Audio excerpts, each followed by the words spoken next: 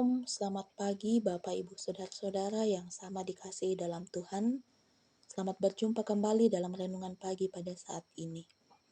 Kita akan bersama-sama merenungkan firman Tuhan berdasarkan renungan harian Toraja edisi Selasa 18 November 2025 dari kitab 1 Korintus pasal 10 ayat 23 sampai pasal 11 ayat 1.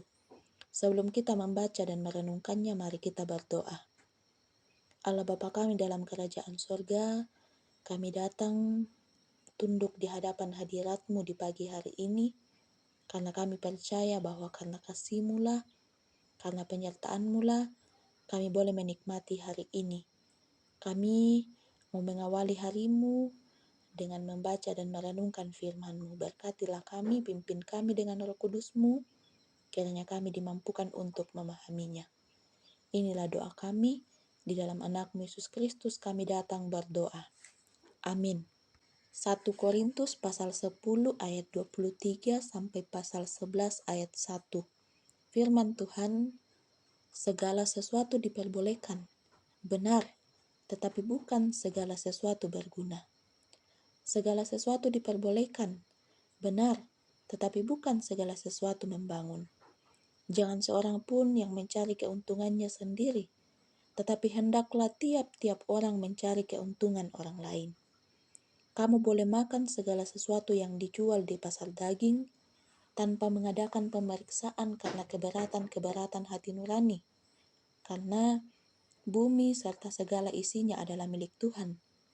Kalau kamu diundang makan oleh seorang yang tidak percaya dan undangan itu kamu terima, makanlah apa saja yang dihidangkan kepadamu tanpa mengadakan pemeriksaan karena keberatan-keberatan hati nurani. Tetapi kalau seorang berkata kepadamu itu persembahan berhala, janganlah engkau memakannya, oleh karena dia yang mengatakan hal itu kepadamu dan karena keberatan-keberatan hati nurani. Yang aku maksudkan dengan keberatan-keberatan bukanlah keberatan-keberatan hati nuranimu sendiri, tetapi keberatan-keberatan hati nurani orang lain itu. Mungkin ada orang yang berkata, mengapa kebebasanku harus ditentukan oleh keberatan-keberatan hati nurani orang lain? Kalau aku mengucap syukur atas apa yang aku turut memakannya, mengapa orang berkata jahat tentang aku karena makanan yang atasnya aku mengucap syukur? Aku menjawab, jika engkau makan, atau jika engkau minum, atau jika engkau melakukan sesuatu yang lain, lakukanlah semuanya itu untuk kemuliaan Allah. Janganlah kamu menimbulkan syak dalam hati orang, baik orang Yahudi atau orang Yunani maupun jemaat Allah. Sama seperti aku juga berusaha menyenangkan hati semua orang dalam segala hal, bukan untuk kepentingan diriku, tetapi untuk kepentingan orang banyak, supaya mereka beroleh selamat. Jadilah pengikutku, sama seperti aku juga menjadi pengikut Kristus. Amin. Tema kita, menjadikan Yesus sebagai teladan. Bapak Ibu, saudara-saudara yang sama dikasihi dalam Tuhan, ketika kita melakukan sebuah perjalanan dan kemudian kita sampai di sebuah persimpangan jalan, tentu kita membutuhkan petunjuk orang lain, orang yang mengetahui kemana alamat yang akan kita tuju. Nah, kehidupan beriman jemaat di Korintus, secara khusus dalam bacaan kita pada saat ini, mereka juga seperti berada pada persimpangan jalan.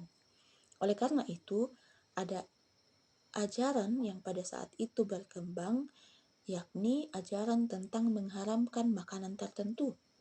Hal tersebut yang kemudian membuat Rasul Paulus menyampaikan pesan melalui suratnya bahwa segala sesuatu diperbolehkan, benar, tetapi tidak semua berguna, juga tidak semua membangun. Selanjutnya, Paulus mengatakan bahwa sesungguhnya makanan itu dari Allah, sebab bumi dan segala isinya adalah milik Tuhan, yang sekaligus menjadi dasar bagi kita untuk bersyukur kepadanya atas setiap berkat yang akan kita nikmati, bahwa untuk setiap yang kita lakukan adalah untuk memuliakan Allah. Jadi, yang tidak boleh itu adalah makan tanpa berdoa. Namun Bapak Ibu, jika ada orang yang kemudian terganggu ketika kita makan makanan tertentu, tentunya tidak membangun ketika kita memaksa mereka juga untuk turut memakannya. Karena pada prinsipnya keselamatan itu tidak ditentukan pada apa yang kita makan atau pada apa yang tidak kita makan, melainkan ditentukan oleh iman kepada Yesus. Dengan tetap setia menjadikan Yesus sebagai teladan kita, yang bukan hanya mementingkan diri sendiri, namun di dalam sepanjang hidupnya hadir untuk mementingkan kepentingan orang lain. Yesus telah memberikan teladan ini bagi kita.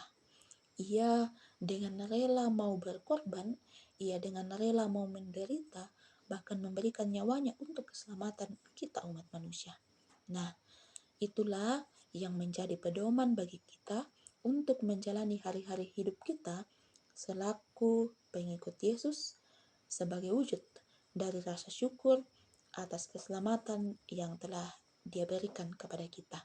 Kiranya Roh Kudus akan terus menuntun kita untuk menjadikannya sebagai teladan dalam hidup kita.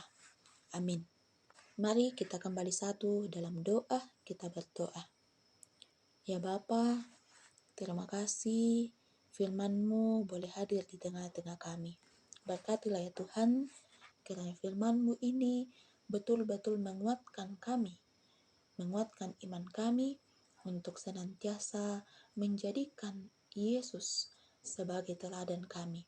Kami percaya bahwa kasih-Nya yang boleh kami rasakan dalam kehidupan kami akan menjadi inspirasi bagi kami untuk juga senantiasa melakukan kasih itu dengan tidak mementingkan diri kami, melainkan juga melihat kepentingan-kepentingan orang lain yang ada di sekitar kami, sehingga kehidupan kami akan senantiasa memuliakan nama-Mu. Berkatilah kami ya Tuhan. Kami berdoa untuk seluruh aktivitas kami di sepanjang hari ini. Tuhan tolong kami, kiranya semuanya itu boleh kami lakukan dengan baik. Kami serahkan ke dalam tangan-Mu orang tua kami yang dalam lanjut usia. Tuhan berkatilah, Tuhan anugerahkan sukacita senantiasa dalam kehidupan mereka. Berdoa untuk anak-anak-Mu yang sementara dalam pertumbuhan perkembangan, Tuhan tolong sehingga mereka boleh bertumbuh dengan baik. Juga yang sementara menuntut ilmu, Tuhan berkati, kiranya mereka boleh menuntut ilmu di dalam lindungan Tuhan. Sekiranya ilmu yang mereka boleh terima pada saat ini akan menjadi bekal bagi masa depan mereka. Berdoa untuk pemerintah kami, Tuhan juga yang akan menopang hikmat dan kebijaksanaan-Mu, kami percaya akan menaungi kehidupan mereka. Untuk setiap orang-orang yang Tuhan pakai untuk memberitakan Injil-Mu, Tuhan tolonglah kiranya mereka juga akan senantiasa dikuatkan dalam tugas dan pelayanan yang Tuhan telah percayakan.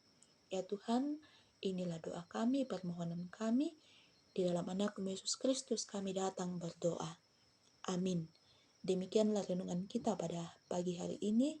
Shalom, selamat pagi.